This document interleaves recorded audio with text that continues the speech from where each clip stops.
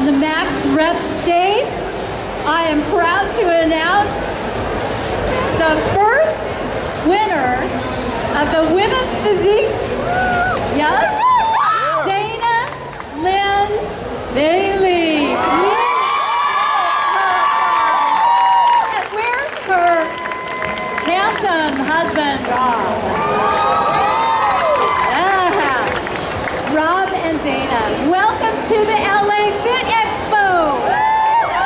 Thank you. Now we're gonna hear from them about a lot of things, but while they're talking, think of questions, all right? Look at those guys. What's up, everybody? I feel like a DJ right now. I feel like turntable or something. Oh, you got one too. Say something. Hi.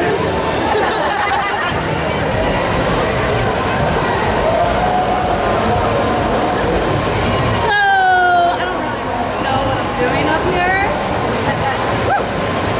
I think we're just gonna like open it up to questions and whatnot. So, I usually like to start off. Hey, can you guys turn your music down, badass? It's really loud. I can't hear myself. You stay there. And then I'll go to the person in the crowd that can ask a question. Yay, buddy.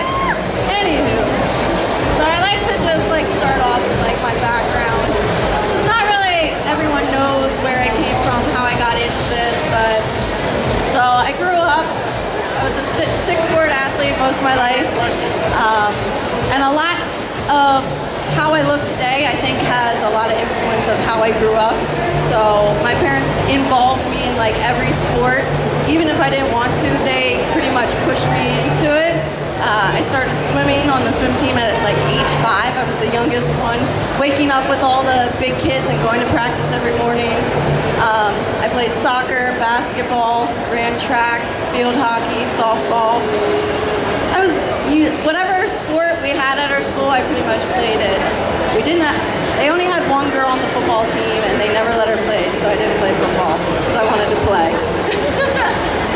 But once high school was done, I got recruited to play soccer for Westchester University. So the quads have always been there. So everyone asks, like, how do you get quads? Play like 18 years of soccer. That will give you some quads. But after college soccer, I had a small background into lifting. Like I lifted a little bit in high school. It was like upper body day, lower body day, upper body day, lower body day. But really, I didn't get into lifting until I met this handsome young lad in college. He swept me off my feet. He doesn't remember me the first time we met. I met him the first day of school. So like he played football, I played soccer, and what they did, like all the fall sports, we all came in 2 weeks early, and they put us all in one dorm. So like all the soccer girls would go downstairs because that's where all the football guys hung out. And I met him first day. I know what he was wearing, doesn't remember who I was, but long story short, we got together a couple of years later. Shut up.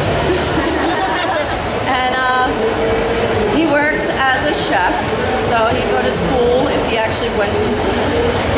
The only class he went to was nutrition because I was in it, and I made him drive me to class. But and then he worked at night. He was a chef. Little did you know, he's an amazing cook. He's actually a really good sewer too. He used to win all sorts of sewing contests in high school. Anything artsy, he pretty much does. They're called fashion shows. Fashion shows. Yeah, I won fashion shows, not sewing contests. Sewing contests. Well, you sewed. I don't know. Who can sew the best? So we started dating. I never saw him because he'd work. And there was like a 2-hour period where he would just go to the gym and then he would go right into work the rest of the night till like 12 o'clock. So I was like, why won't you hang out with me? I never see you. I was that girl. So he's like, okay, if you want to see me, you got to go to the gym. So I was like, okay. So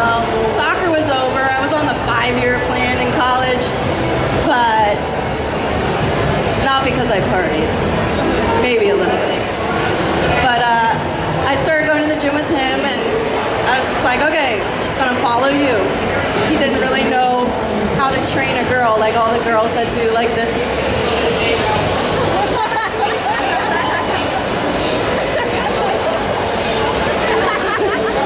With like the 5-pound dumbbells, like. So I just followed him, and like every day he's like, okay, what are we gonna do this day? We're gonna bench. And every week I would just try to get stronger. And I remember the first day I put the quarters on the side. I was like, I used to call those the big dogs. I was like, yeah, put on the big dog. Like whole 85 pounds. Is that right? 45? No. I can't even do that. We operated 45 minutes. I know, I don't know anything below that now. But every week I would just try to do like more reps or more pull-ups or just add weight, and that became my little addiction. I grew up just always being competitive. I always training for something. There was a match the next weekend or a game. So I always had a training for events. So I no longer had that. So then I started doing some like powerlifting competitions.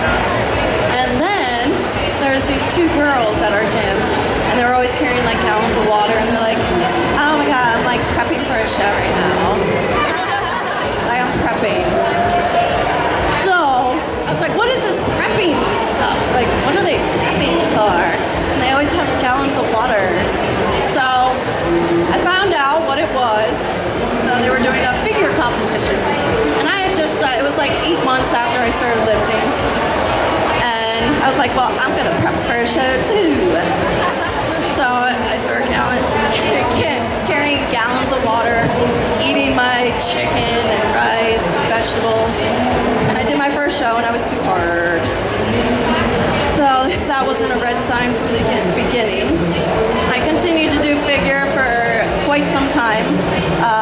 I do really well on the amateur level, and then as soon as I would step up to the national level, I'd be like dead last. Too hard, too big. And if I changed my training style, I knew what I had to do well, but I loved lifting more than I loved just getting on stage. I loved competing because it gave me something to like work towards. I had something to train for, like, oh, I have a show coming up.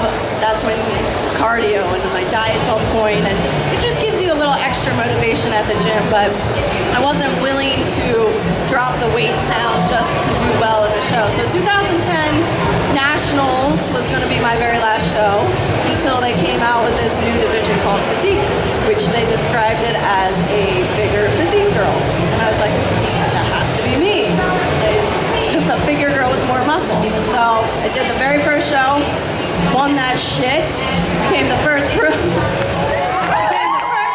history. Competed that first year, did so-so. And then finally this past year, Tampa Pro, I took a year off. I knew what I had to do.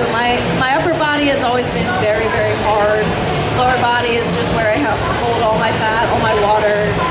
I had to figure out a way to get my lower body and my upper body matching. So I took a year off, did a lot of traveling, and then this past August was our gym tour that we did down to Tampa. So I started working with George Farah, which completely changed my diet all the way around. And we can talk a little bit about that in a little bit. Started working with George. He made huge improvements that I can't thank him enough for. Did Tampa, got second. Had to do Dallas the very next weekend. Won that shit. Thank God. My whole goal, I was the first pro ever, so I wanted the first Olympia. I had to be on stage, so thankfully I got up there. Was not expecting what I expect or what happened, but it was a complete honor just to be a part of the first ever Miss Olympia for Physique, and I won that shit too. Sorry if I swear.